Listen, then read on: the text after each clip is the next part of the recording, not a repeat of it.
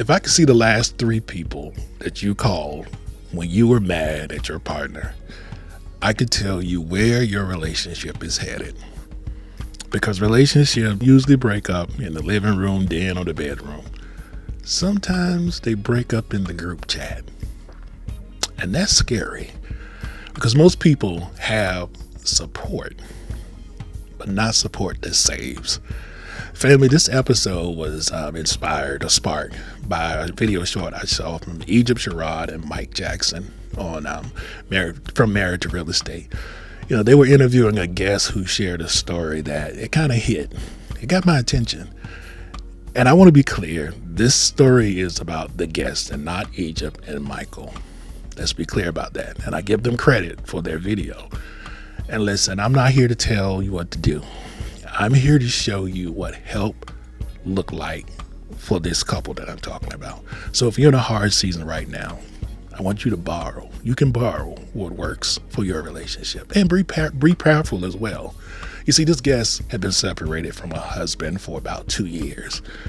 And a sister friend who she referred to as an angel stepped in and stopped the divorce with a single sentence. Man, I'll get to that later. But in a minute, I'm going to give you a circle test, a quick way to spot whether the people around you are watering your relationship or quietly training you to leave.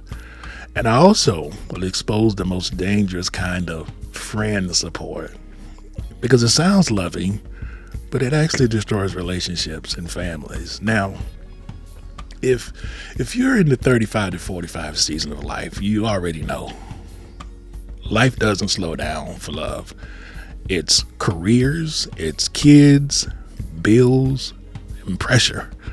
And pressure doesn't just test your patience. Pressure also tests your circle. Because when you're stressed, you don't always think clearly. You think emotionally. And listen to this.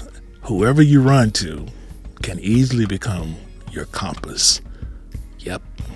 So here's how you know your circle is quietly training you to leave after you talk to them.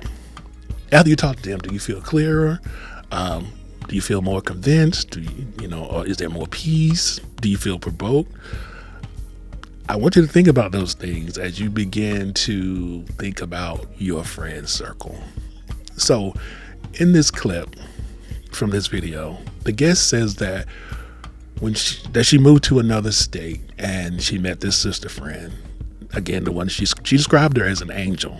And this guest was in that separated space, the tired, hurt, numb, I can't do this anymore, please. And this sister friend says something most people won't say because they don't want to get involved. She said, "No, you are not going to divorce him." Now pause, because that line, that's a real line, and it seems harsh, but understand what's underneath it. That wasn't control. That was covering. That was a friend. That wasn't judgment. That was someone saying, I'm not going to stand by and watch while you burn and hurt for the thing I know that you once prayed for.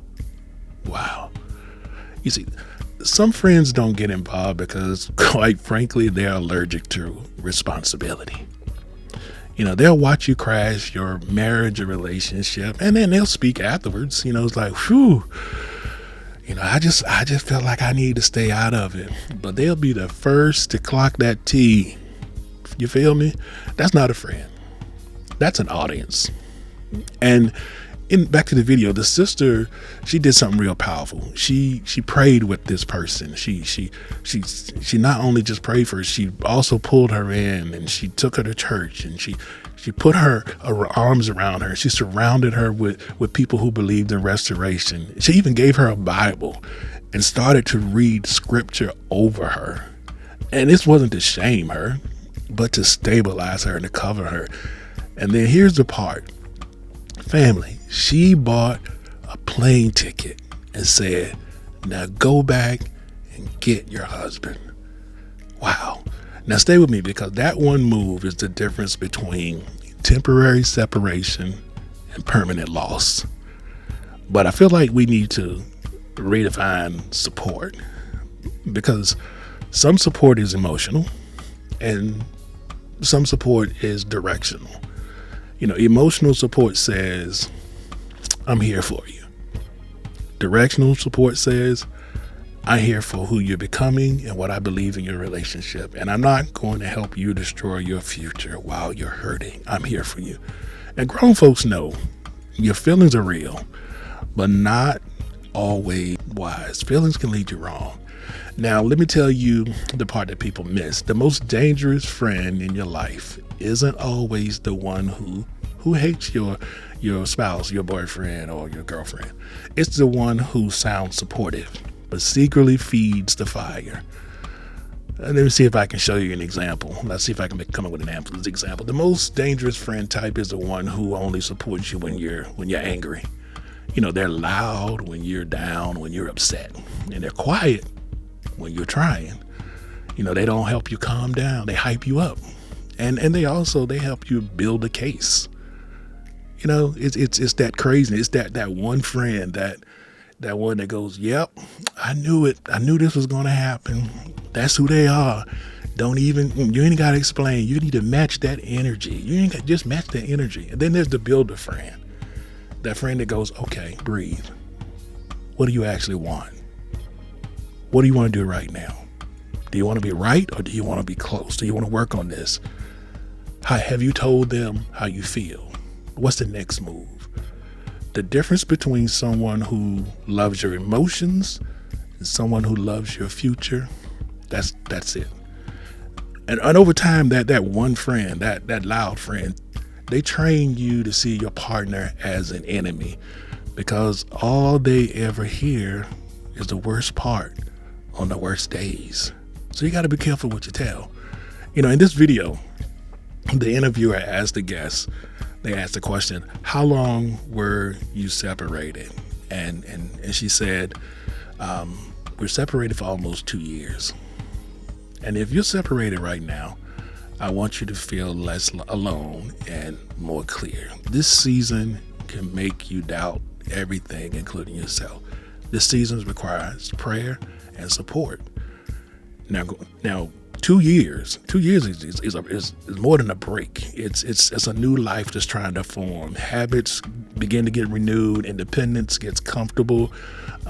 Distance becomes a norm. So if restoration happens in a scenario like this, and I need you to hear this, it's not over because it's been a while. It's over when you stop choosing. Do you hear me, family? They asked in this video if there was a defining moment, and the guest said, of course, yes, there was. And then she said a line that really hit. She said, I start putting God into my life and trying to put it into our relationship. She let God in, and that was the shift, because a lot of people want the relationship fixed without the heart being healed, and that's hard. They want a better partner, but they want to keep the same patterns. And God doesn't just repair relationships. He repairs roots. He gets to the deep issues, to the heart of the matter. And once she got back, they got back together, they started praying together, and things begin to change. Now, family praying together isn't performance. It's surrender. You can't pray together and keep holding a grudge and keep pride in the driver's seat. You can't pray together and keep keeping score the same way you used to. It shifts from me versus you to us versus the issue. And prayer, if a prayer feels awkward, good. Awkwardness is usually the doorway to real. But family, I want to give you some practical things. And before I give you this test, I want you to take what fits and leave what doesn't. But I don't want you to skip over it, because I believe that if you're anywhere in this place, it can help you. So here's the circle test. I want you to save it, share it, and please, try to use it. When you vent to someone about your relationship, do they do these 4 things? I think, 4 things. Do they slow you down? They don't hype you up to explode. They don't. They help you breathe. Number two, do they ask what you contributed? Not blame, but responsibility. Because ownership is power. Do they push you toward repair? Going back to those questions I asked earlier, have you talked to them? What do you need right now? How can I support you? How can I help you? Do you need counseling? Do y'all need counseling? Those kinds of things. And number four, do they protect your covenant? Do they protect your relationship? They don't ask for intimate details that don't belong to them. They don't turn your marriage into gossip in the name of a prayer request. And if your circle fails this test, you're not supported. You're not surrounded by support. You're surrounded by, unfortunately, a lot of noise and nosy people. So here are 3 moves you can make this week to audit the people in your circle. Audit your input. Who do you call when you're triggered? And after you call them, are you more peaceful or more poisonous? How do you feel after you talk to them? 2, change what you share. If you only share pain, your people only see your partner as a villain. So you got to share some wins too. And number 3, get around like-minded people. Not perfect people, but people who believe and align with your marriage. People who believe your marriage can grow and not end. Because the goal isn't stay married no matter what. The goal is to build something healthy, something you are proud of, something fulfilling. Family, some of you don't need a new spouse. You need a new circle. A circle that doesn't just validate your emotions, but protect your future. So here's my question. What's one sentence a real friend would say to someone trying to save their marriage? I want you to drop in the comment what that is. Family, as I always say, I love you and I believe in your ability to create the relationship that you desire and deserve. But I want you to do me a favor and like and subscribe. And if this hit home, send it to one person who needs better voices around their love. And you, be the angel your friends need. Family, thank you for being here with me. And I hope you will join me in the next episode.